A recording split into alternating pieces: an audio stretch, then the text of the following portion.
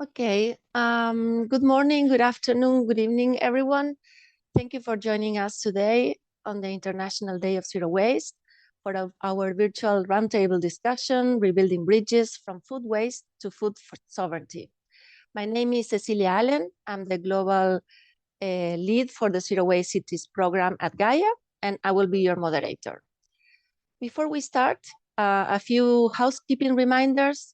This webinar has interpretation in French and Spanish. On the slide you're seeing, you will see the instructions to access the interpretation services. Please note that if you're an English speaker, you should choose the English channel, as there will be some speakers speaking in Spanish later on. Please make sure your full name and organizations are displayed on your Zoom account during the event.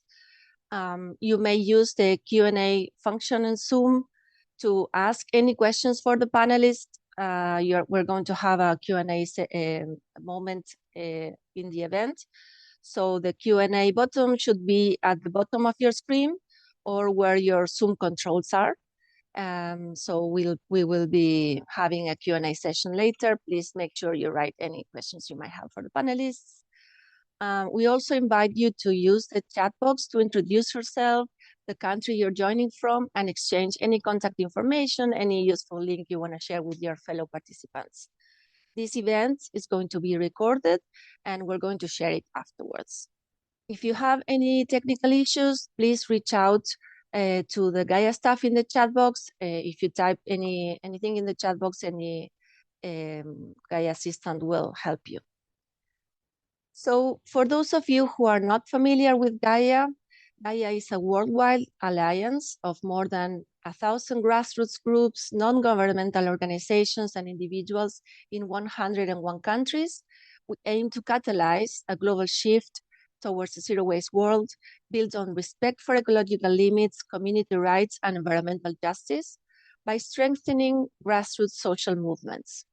Over the decades, GAIA members have proven the transformative power of zero waste to fight climate change, protect public health, promote equity, and support local economies.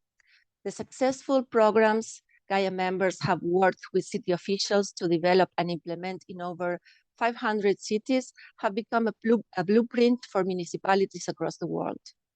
We are an official affiliate of UN Habitat Waste-Wise Cities Network, which has graciously coordinated with us for this event.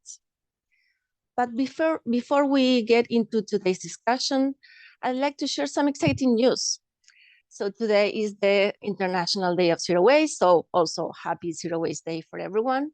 And in honor of the UN Zero Waste Day, the United Nations Environment Programme and UN Habitat have recognized several of our members and allies' Zero Waste Cities projects in their selection of their 20 cities towards zero waste. So big congratulations here to Victor and Lais, who are part of those cities that have been recognized, and also our members, Polis, for their support to Florianopolis in Brazil, GAIA for their support and implementation in Accra, Ghana, Nipe Fajio in Dar es Salaam, Tanzania, Mother Earth Foundation in San Fernando, Philippines, and Tanal in Barkala, India. So huge congratulations for all of you for this great recognition, and keep forward with the amazing work. My colleagues are putting in the chat the link with the full list of cities who have been selected, as well as a blog post that we have published to honor these 5 Global South Zero Waste cities. So as we open today's discussion, I'd like to give a little food for thought, and pun intended. The theme for this year's Zero Waste International Day of Zero Waste could not be more timely. Governments, academics, and communities worldwide are increasingly recognizing the critical role that food waste reduction plays in mitigating climate change. Organic waste is the 3rd largest source of global anthropogenic methane emissions, which is a short-lived greenhouse gas, also included in the list of super pollutants, that traps 82.5 times as much heat as CO2 over a 20-year time span. And agriculture is the 2nd largest source. So these two two sectors that unite us today are very important in our fight to reduce methane emissions and to mitigate climate change. Also, these two sources are very much interlinked, which I'll get into in a moment. Over 150 countries have signed the Global Methane Pledge to cut methane emissions 30% below 2020 levels by 2030, showing that there is a tremendous international momentum towards addressing this issue. Turkey, which is hosting the next climate COP, has also put zero waste a priority for the climate agenda, following their leadership in promoting the UN Zero Waste Day, as well as organizing the upcoming Zero Waste Forum happening in June. But the triple planetary crisis we are facing requires that we promote solutions that look at the full picture and rebuild those bridges that sustain a balance in life. By returning to agroecological food and farming practices and zero waste models that return organic matter to the earth instead of dumping them in landfills, we can build strong closed-loop systems that not only address climate change, but also regenerate our soils, improve public health, create dignified livelihoods, and make our communities safer, self-sufficient, and more resilient to disasters and global supply chain shocks. The good news is that we have already proven low-cost, easily implementable zero-waste practices that are linked to agroecological strategies for tackling food waste, which you'll hear more about from our esteemed panel of speakers. We have the solutions, but the question is, how do we scale them? For one, climate finance for the waste sector is insufficient, and the little there is in being invested in polluting technologies like waste incineration that are only profitable for the few and only increase climate emissions. Actually, 94% of methane finance globally is going to waste to energy incineration. Only 1% is going to organics management. Equally, in food production, financing mechanisms for small-scale producers, peasants, and indigenous peoples are scarce. We need to make sure that resources and public policies support and grow the systems that are already known to be successful, those steered by communities and local workers who have on-the-ground knowledge to tailor zero waste and agroecological approaches to engage their surrounding community with practices rooted in environmental justice. There are robust grassroots movements such as GAIA, Pesticide Action Network, and others, whose members have deep expertise and track record of success, as well as municipal leaders who work closely with local organizations with profound results. So I am delighted that the people representing this panel today are representatives of these stakeholder groups, and will be able to share their experience and share more of how they work together, their vision of how we can rebuild these bridges to connect food waste with food systems. So now, without further ado, I'd like to begin our discussion with our wonderful panel of speakers. And as I mentioned before, throughout the event, we encourage everyone who has any questions for the panelists to put it in put those questions in the Q&A box located in the bottom of your screen or where the Zoom controls are, and we'll be using those questions after the moderator session right now. So joining us today, we have, and yes, there you are. We have Javier Souza. He is the regional coordinator of Pesticide Action Network Latin America. PAN is a network of organizations, institutions, associations, and individuals working to reduce and eliminate the use of pesticides, promoting viable alternatives for the development of a socially fair, ecologically sustainable, and economically viable agriculture, which allows people to achieve food sovereignty. Hi, Javier. We also have with us Lais Ferreira Santos from Instituto Polis. Lais is a project officer in Polis, and her work focuses on capacity and movement building and technical support for local governments and waste picker organizations to advance zero waste solutions in Brazil. Hi, Lais, good to see you. We also have Dr. Saleem Ali. He's member of the UN Secretary General Advisory Board on Zero Waste. He's also chair of the Department of Geography and Spatial Sciences and Blue and Gold Distinguished Professor of Energy and the Environment at the University of Delaware from United States. Hello, Saleem. And we finally have Victor Kotey. He's Deputy Director of the Waste Management Department of the Accra Metropolitan Assembly in Ghana. He's a water and sanitation expert who has been working on the waste management sector for almost 2 decades. He's also the City of Accra's technical lead for climate action implementation. Welcome, Victor, and congratulations again for the recognition of the 20 cities towards zero waste. So we are going to start with a question for all the panelists. The question is, what are the co-benefits that zero waste and agroecology solutions provide beyond the obvious environmental ones? And let's see who would like to start with that.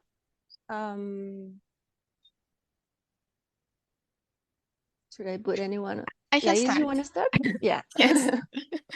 Yes, I can start. Thank you, Ceci. Yeah, so zero waste in agroecology solutions, we know that these solutions provide like a lot of environmental co-benefits and benefits. And I also believe that these solutions provide different co-benefits according to each local specificity. But in general, they are super powerful drivers of job creation, often generating more employment than conventional systems, while also promoting fair wage, social protection, and safer working conditions. They also promote social inclusion and economic development by recognizing and strengthening the roles of waste pickers, local farmers, and local communities, and that groups that are often marginalized, but we know that they are essential for the systems. And the solutions also contribute to stronger and more resilient local economies, improved public health through cleaner air and healthier food. And I also believe that they support like community autonomy and empowerment, enabling the people to actively shape their own food and waste system, but and last but not least, also shape like their futures in the community that they believe. Thank you, Lais. Absolutely. Thank you for sharing those considerations. Javier, you want to go next? You had your hand raised. Perfecto, sí. Yo coincido, son muy grandes los beneficios ambientales, sociales, podemos decir hasta estéticos. Of course, I agree. The benefits, environmental, social benefits are very large, and also aesthetic benefits in cultural communities. Going back to the agri-food systems, I think it's important to go back to food and to food production as a system. I think that's very, very important. On the one hand, preventing waste from being generated. That's the first thing. Not to think about what we do with waste, but what do we do within the agri-food systems to reduce the production of waste by planning farming practices and planning also the mechanisms to relate producers and consumers, to look for new markets, to harvest everything that is produced. And something that is magnificent that has to do with the production of compost. And these food can be composted, and so therefore the organic waste can become a solution. As you said before, they generate methane, and the idea is to transform this in a soil that allows us to produce food, and that is connected with sovereign or with food sovereignty and with the right to feed ourselves. And then climate change has to be taken into account, of course. because soils that are rich in organic matter can absorb water and in many cases scarce waterfall compared to the soils that have been degraded. And so I see social, environmental, ecological benefits and also economic benefits that can be generated by this, by creating jobs and by also creating at a small scale family companies that can perhaps produce and sell this compost. Yes, absolutely. This is not we tend to see the environmental co-benefits, but we overlook the social and economic ones, and they are major, and also the long time, right, impacts. Saleem, you want to go next? You are. Yeah, sure. I think all those are excellent points. As a scholar of sustainability science more broadly, I would say agroecological systems promote resilience because you have a more diversified array of products which are going to be produced from them. And so, of course, you are then also creating a more diversified waste stream in terms of the kind of biomass that is going to be generated. So that in itself provides for greater food security benefits down the road.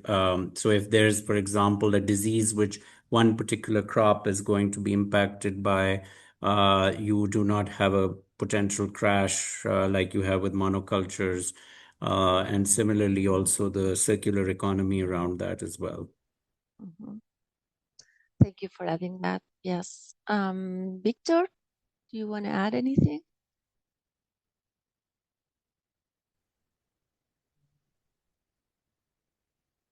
Thank you. Yes, it also improves the local economy, especially where we have urban farmer groups and then also communities taking steps to implement compost and vegetable growing programs. For example, around our city, we have a lot of urban vegetable growers who have started to embrace composting because it improves their crop yield and then also extends the shelf life of their produce. Because over here, the cost of inorganic fertilizer is increasing day in, day out. So composting is serving as a very good alternative to especially urban food growers. So that improves their income and then also the quality of their products. And then also we have a number of community initiatives where community groups are going into composting. And this also brings some little money that they are also able to use in their community projects like street lighting. Thank you. Thank you for that, Victor. And yeah, I think the times we're living are a proof of the need to create systems that can survive any global supply chain disruption, right? And what you mentioned about the increase of the price of the synthetic fertilizers is an economic driver to push for, composting systems that can provide, um, yeah, soil conditioners that at the local scale and proximity. Thank you all for sharing your insights on this. I'm going to go over with a question for Javier and Lais. You can decide who wants to start. What are the connections you see between organic waste management and the agroecological movement? Thinking of the theme that we are having in this panel today, which is rebuilding those bridges between municipal solid waste, the organic fraction of municipal solid waste, with returning that to soil and restore soil's health and put it into food production. How do you envision deeper collaboration to meet the shared goals of these two sectors? Who would like to start? Lais? Javier? You have a lot to say about this, I know. Javier, Good. ¿quieres empezar?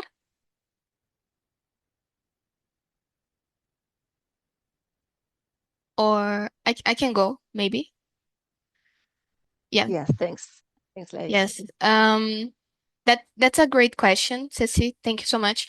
I think like for me, both movements are deeply connected, especially because in general they are born from a need of the community to solve a problem in their territory.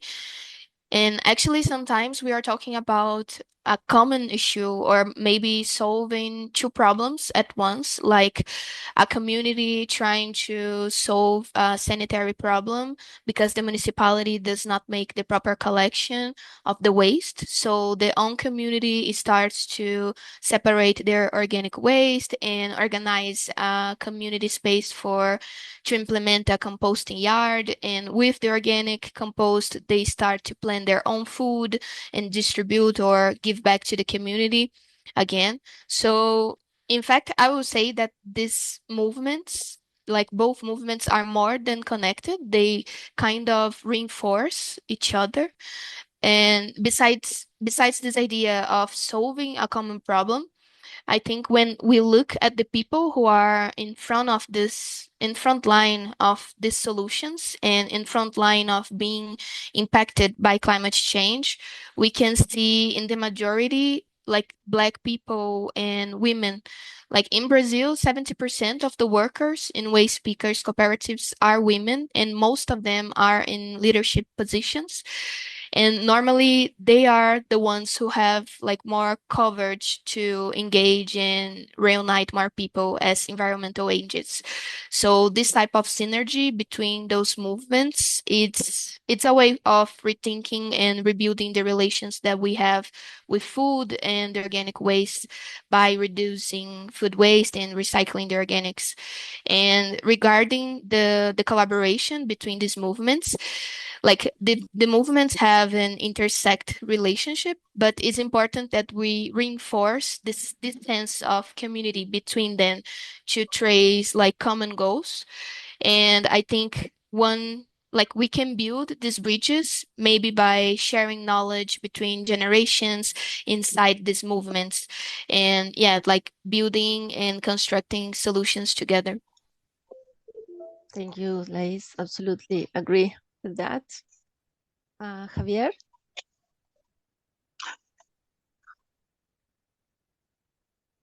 Bueno, en mi caso tengo la posibilidad de trabajar en ambos movimientos activamente y para mí obviamente es una unidad. I have the possibility of working in both movements in an active way. And for me, this is a whole, like a unit.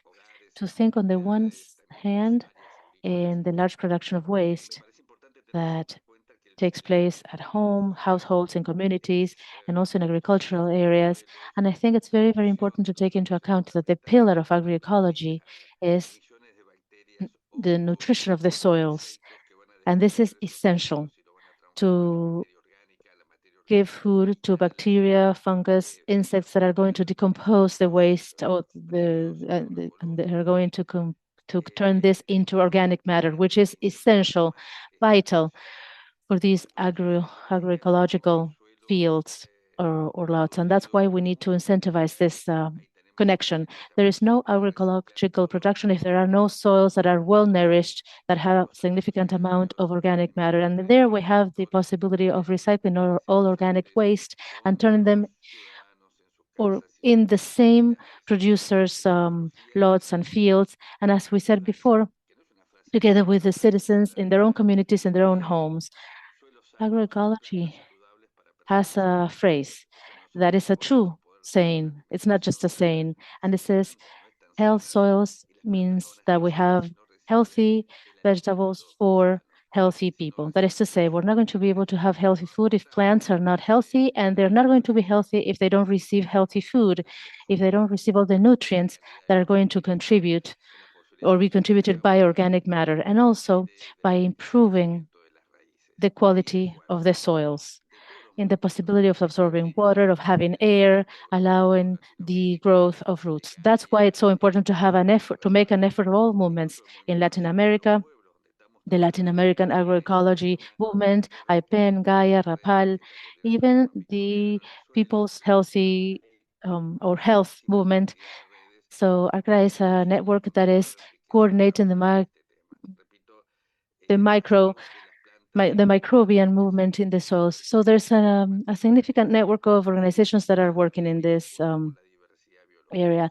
The health of plants and our health has to do with the large amount of organic matter. And what we said before too, it is essential for the critical adaptation to climate change. And also the large increase in synthetic fertilizers, which is present in many countries, including Argentina, includes the amount of emissions. And therefore, we're thinking back about climate change. And with this, it's fundamental for us to say that it's that we need a synergy between movements to take the social and environmental health and these topics in connection with food sovereignty. The certification is at the global agenda right now, and I feel like we overlook the urgent need to restore the health of our soils. And again, this thinking about, this is a long-term goal, but it's the problem is here right now. So if we don't act soon, this is going to only get worse. So I think it's very, very valuable points that you made. Thank you so much. I'm going to go over to Victor. We wanted to have someone who is from working in a city government, because cities are doing great work, advancing zero waste systems and preventing organic waste going to landfills. So, Victor, I wanted to ask you if you can tell us more about the successes that Accra has had in reducing food waste going to landfills, and what strategies work best, and what role did the community play in those successes?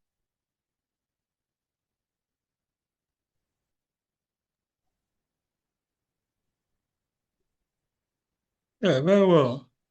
The basis for the city of Accra, as far as food waste and then diversion of organic waste in general from the landfill, is a climate action plan, and by extension, 2015 greenhouse inventory. In fact, that was the base year for all the interventions that we are doing in the climate sector. And in that inventory, the waste sector was the highest contributor of greenhouse gases. That was 44% as at that time. And the total emission was 2.4 million tons CO2 equivalent. So that's about a little over 1 million tons from just the waste sector. And that was the highest contributor, followed by transport. So that informed all our interventions in that sector, as I mentioned earlier. One of the successes that we'll be able to achieve is reducing sector emission from the waste sector emission from over 1 million tons carbon dioxide equivalent to a little over 780,000 tons in the 2020 inventory. That's a period of 5 years. And to us, that is quite significant. Reducing by about 300,000 tons is quite a huge success. Although we've not achieved our target, but to the city is quite a remarkable achievement. And then also in doing this, we cannot divert organic waste from the landfills without improving the collection system. And in Accra, we have various levels of services to households and then other waste generators. We have the formal collection companies that are franchises awarded or concessions awarded by the city authorities. And then also we have the informal waste sector who also render services, especially in low-income communities. So the city integrated the informal waste sector into the waste collection scheme to be able to, first of all, expand the waste collection coverage and then also divert organic waste from the landfills. And then also with the collaboration with the private sector, we were able to set up a number of large-scale compost facilities. We have the integrated compost and recycling facility with an installed capacity of 400 tons per day. And then also you have the Accra compost and recycling plant, which is outside the city, also handling, we also have a capacity of well over 1,800 tons per day. So these are remarkable. These are some successes that I can point out to. And then also in the area of community engagement, we'll be able to involve communities in piloting source separation and then composting projects. And then also we have NGOs like GAIA and then People's Dialogue also partnering the city to improve the organic waste treatment capacity of the city. Thank you. Thank you, Victor, and congratulations. I think, as waste is, solid waste is very diverse mass of materials, so should be the approaches to manage it well. So I think the diversified approach is something that, cities can learn from in Accra. So thank you for sharing that. I'm gonna raise a question for Sally. Before I raise any question, we continue with the questions for the panelists. I wanted to remind people that if you have any question for the panelists, you can put them in the Q&A box, so we can address them after I finish with the ones. I see some being put in the chat, so thanks for those who are sharing. So we have Saleem here. Saleem, you're a member of the UN Secretary General Advisory Board on Zero Waste, which is quite a recent board. So we wanted to ask you if you can share more of the work that the board does and to promote zero waste, and also how can global institutions learn from what's happening on the ground? Yes, thank you so much, Cecilia and team, for inviting us.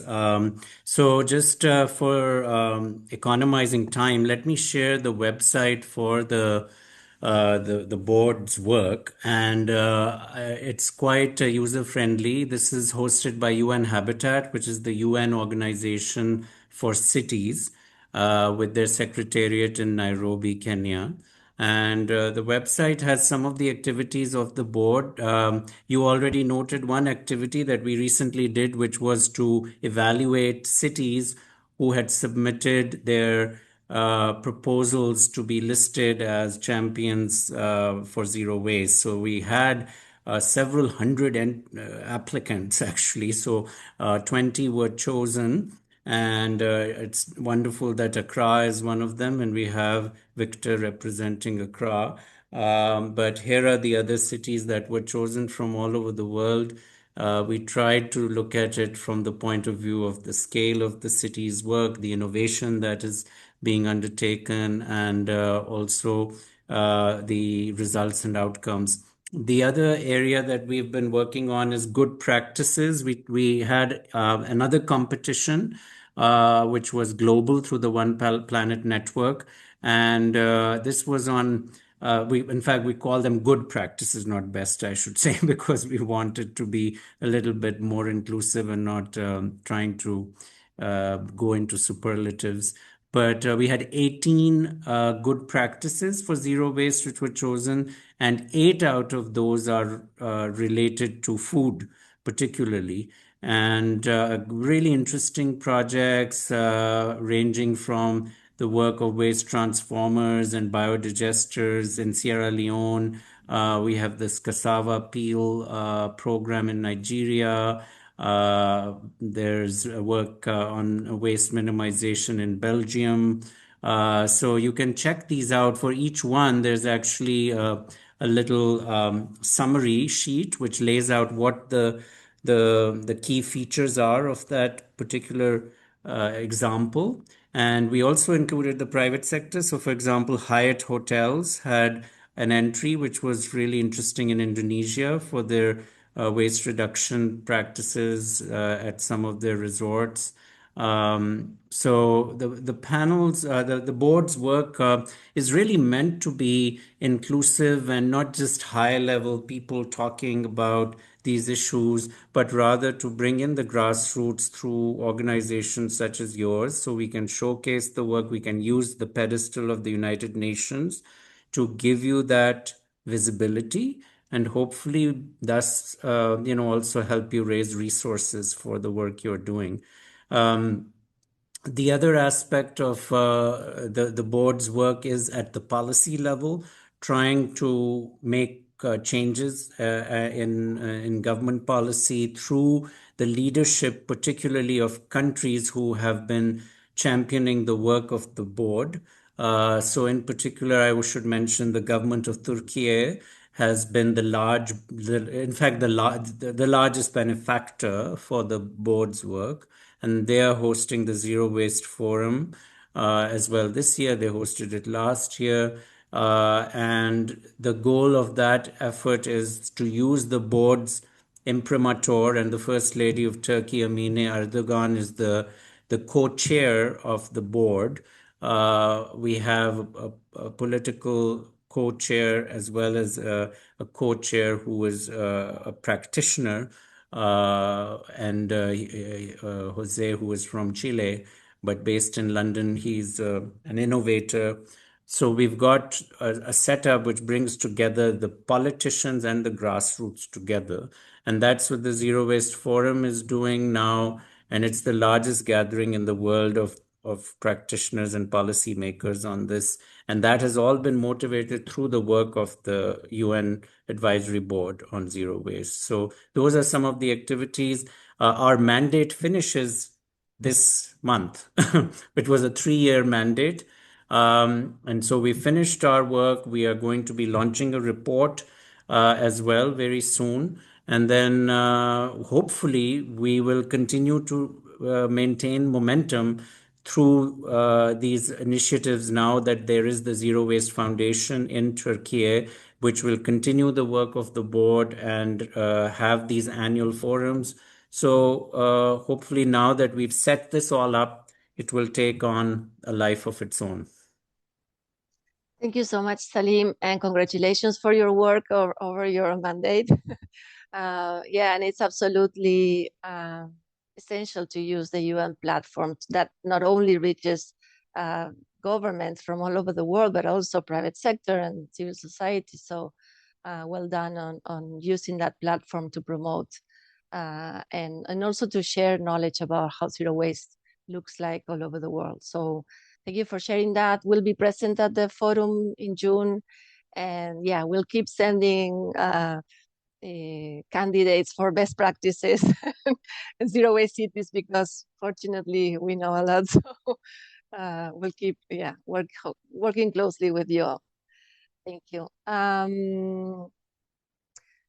So I'm looking at time, and I think, and we have a few questions from the audience, so we can move on to the Q&A section. We also have a few more questions, but let's start with the questions from the audience. So the first question is for Victor. And the question is, from a local government perspective, what tools does a local government have, and what support is needed to fully implement the zero waste project?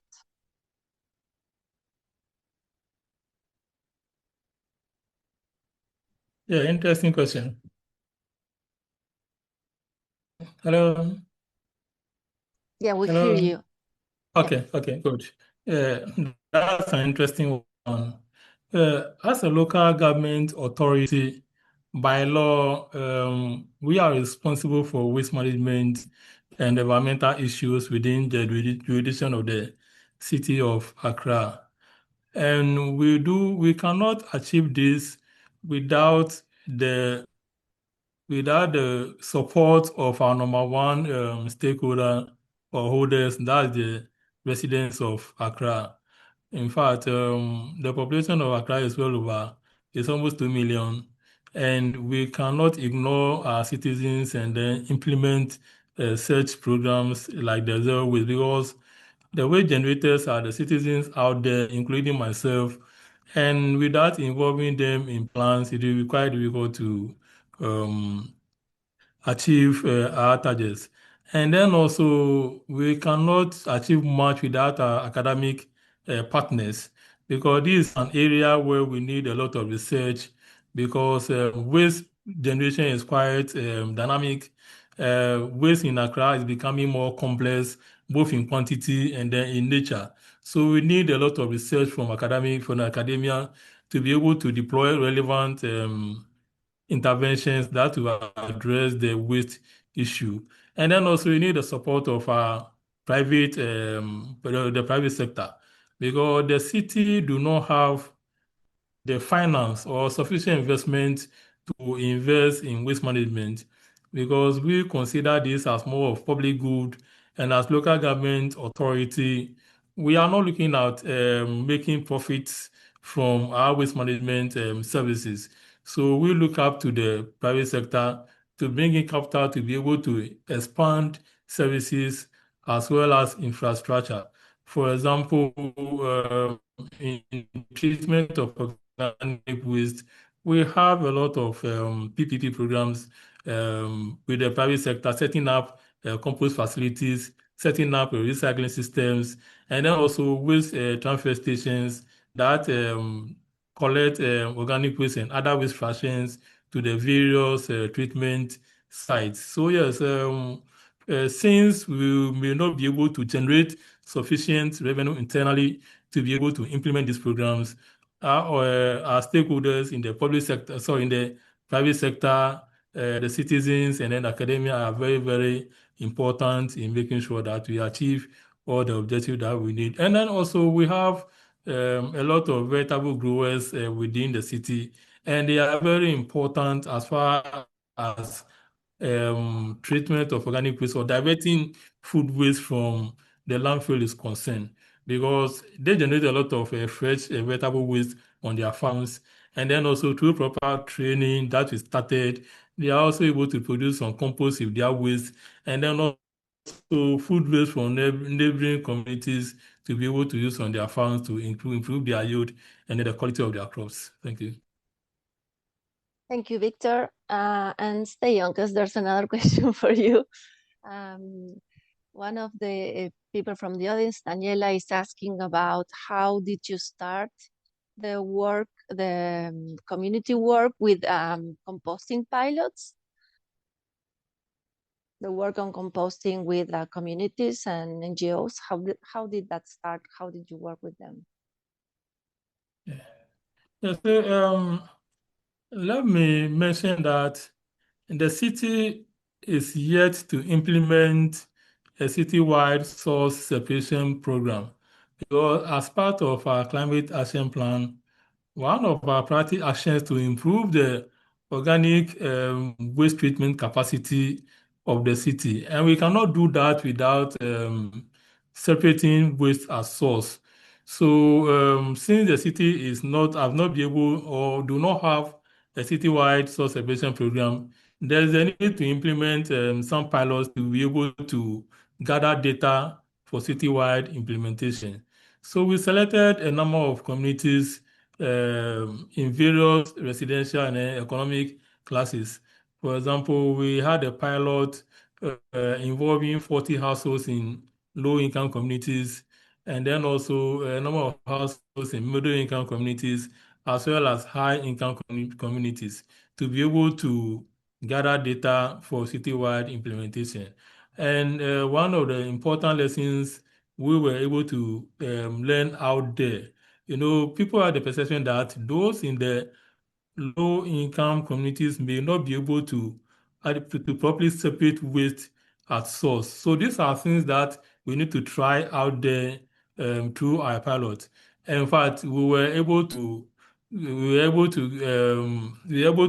from the pilot that people in the low-income areas are very much are ready to separate their waste or source with some little education and then training how to do the separation properly.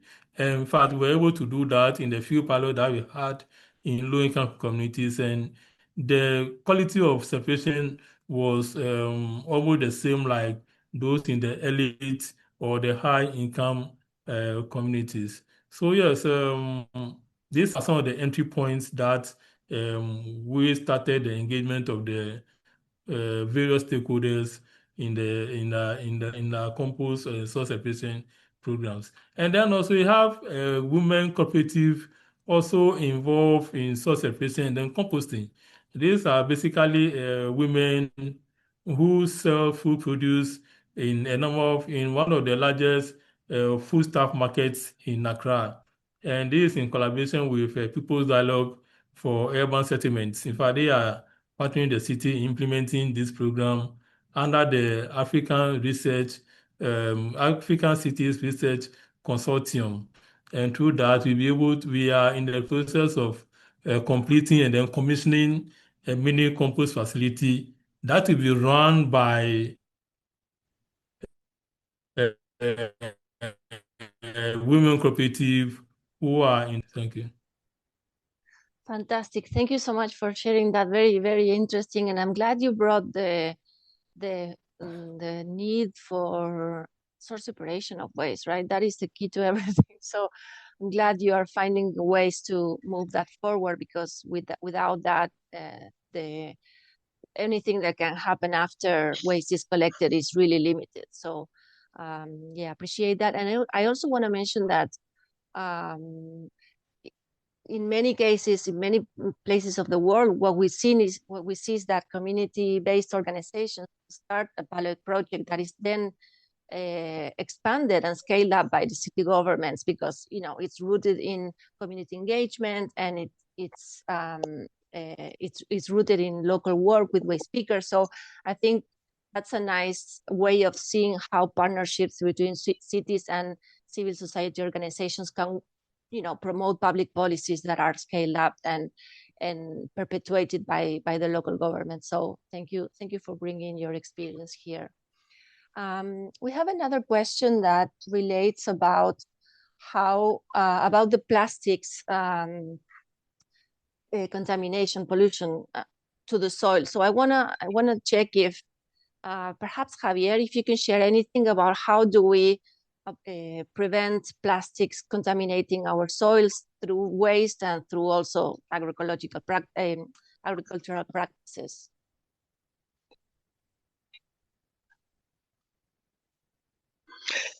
Bueno, sí, buena pregunta. Desde GAIA hemos realizado durante 4 años, ¿no? Well, that's a good question. In GAIA, we have organized virtual workshops for 4 years that have to do with removing plastics from agriculture. It seems difficult, but it's important to do it. In the last 20 years, by using black mulching for some crops, and there is a significant number of plastics.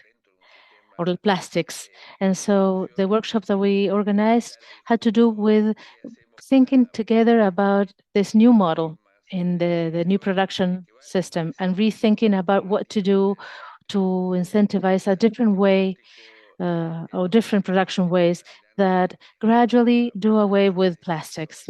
We know that plastics in soil are contaminants, are pollutants for many insects, for bacteria, as I said before, because they are producing their own food, and they produce humus. And so let's think about irrigation systems, what materials can be used, what materials can be used for biodegradable greenhouses, and also working with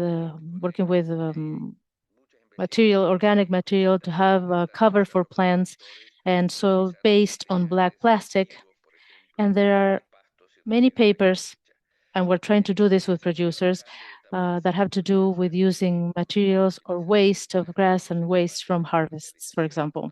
And we're also working on having less use of plastics in the commercialization part, particularly in agroecological fairs, where unfortunately plastic is also used. So we need to re-transform agriculture for decades, because for many, many decades and centuries, plastic was used. And so let's think together, what materials can be used, what processes, that's another issue, not to replace a technique with another by using inputs, but just processes that have to do with the knowledge that we have to avoid using a plastic. So let's think about greenhouses with different ways of producing. Let's think about packaging. Let's think about irrigation systems in ways that entail reducing plastic. The impact of plastic is significant, not only in soil, in rivers and water, but sometimes there are fires that create dioxides and other emissions. And this entails the state, the government, consumers, technicians, so that we all work together and think about first about the impact that this has and to communicate this. We need to communicate this increasingly so, and also to find ways to replace plastic. I like process technologies that don't necessarily use inputs. Thank you, Javier. A question for all the panelists, and feel free to respond or not, but we have been discussing about implementing local solutions and the connections between communities, local governments, the private sector. Victor mentioned earlier how there is a finance need for cities, like cities need more finance to support this system. So I wanted to ask you all, what do you think are the enabling conditions that must be created in order for these zero waste systems, these agroecological systems to scale up so we can reach the world's climate targets and transition into a balanced and sustainable planet? So what type of enabling conditions must be created for scaling up these systems?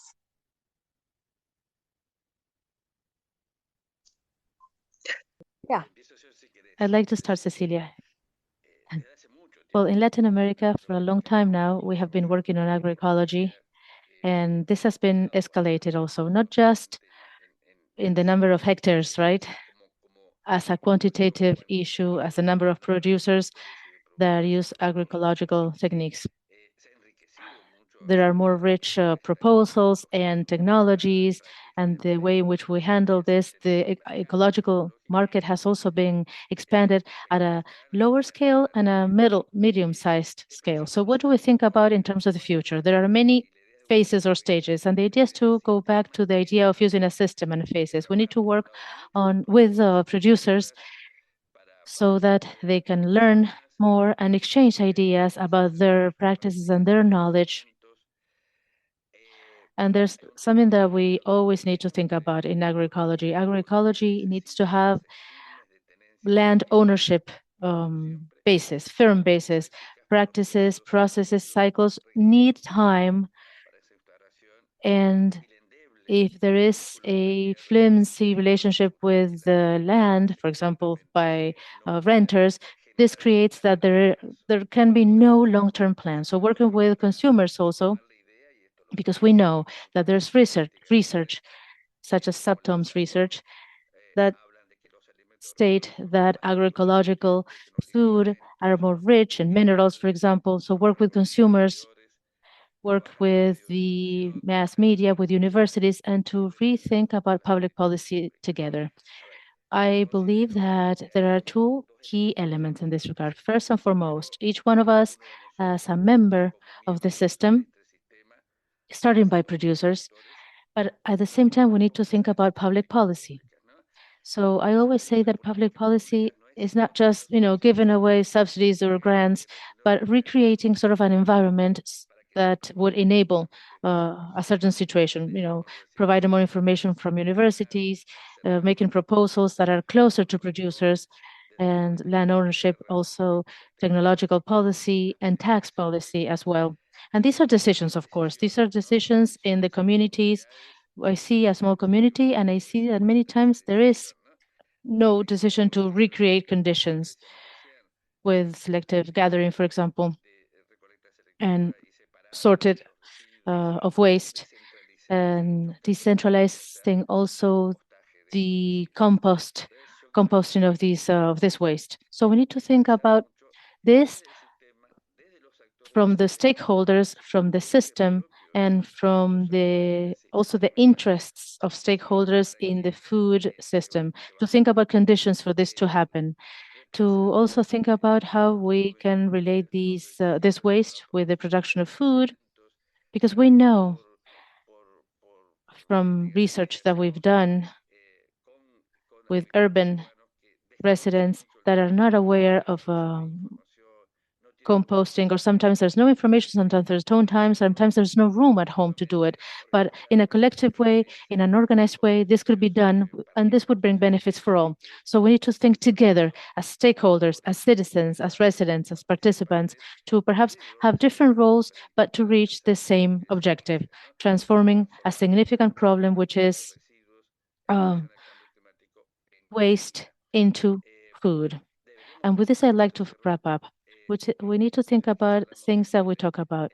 The waste of food is an offense to our souls, to human ethics, because many, many people, more than 1 billion people around the world, are going to go to bed sometimes without having the relevant or the necessary food. And so this is from a spiritual perspective as well, from an ethical perspective. We need to rethink about the food or the waste of food and how to reduce that gradually based on individual organization actions and public policy actions. Thank you, Javier, for your very comprehensive answer and for sharing these elements that I think are food for thought. We are at time, but I do want to give the chance for any other speaker who wants to quickly give your insights on the enabling conditions that are needed. I don't know if anyone else wants to share anything. Can I just share just a bit, but it will be very, very quickly. I think, like, first of all, it's important to understand that and share that prioritizing local-led solutions that promote inclusion of these different actors, such as waste pickers, local farmers, and the community, is the best way to achieve the climate targets, for sure. And when we talk about enabling conditions, I think we talk about rethinking the current financial models so these groups can access what they need to support the social technologies such as urban gardens or composting, community composting yards. And besides that, also inputs, access to land, qualification to support labor, with job security, health insurance, and of course, like meaningful participation in the policy.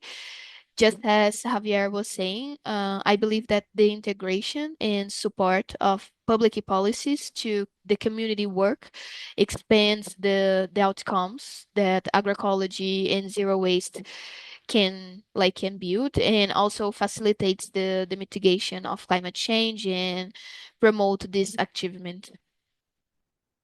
Thank you so much, Lais, for sharing that. And we are past time. Apologies for that, but I'm going to wrap up here. And I see there are many questions from the audience. Thank you so much for sharing them.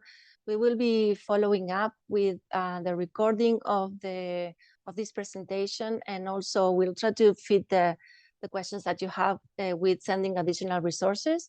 So hopefully they will be covered there. Thank you so much to the panelists. It's been a very insightful, a very interesting panel today. So thank you so much for bringing your experience, your ideas into this virtual event.